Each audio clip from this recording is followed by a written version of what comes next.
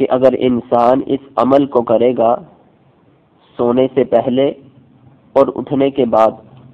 اللہ تبارک و تعالی جل جلالہ اس بندے کو پوری رات عبادت کا ثواب عطا فرمائے گا۔ عن عثمان رضی اللہ تعالی عنہ قال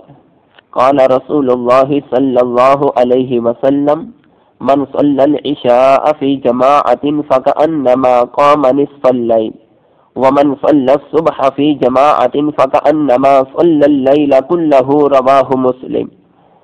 اللہ کے پیارے محبوب علیہ السلام نے ارشاد فرمایا کہ جو شخص عشاء کی نماز کو باجماعت ادا کرے،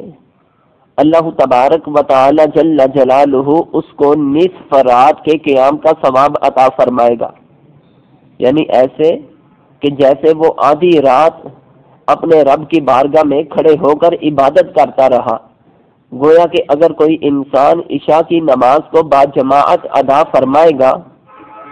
اللہ تبارک و تعالی جل جلالہ اس کو آدھی رات کا ثواب عطا فرمائے گا۔ ومن صلی الصبح فی جماعت، اور جس شخص نے پھر صبح اٹھ کر فجر کی نماز کو باجماعت ادا کیا، فکأنما صلی اللیل کلہ، اللہ کے محبوب علیہ السلام فرمایا گویا کہ وہ شخص ایسے ہے جیسے اس نے ساری رات ہی قیام کیا۔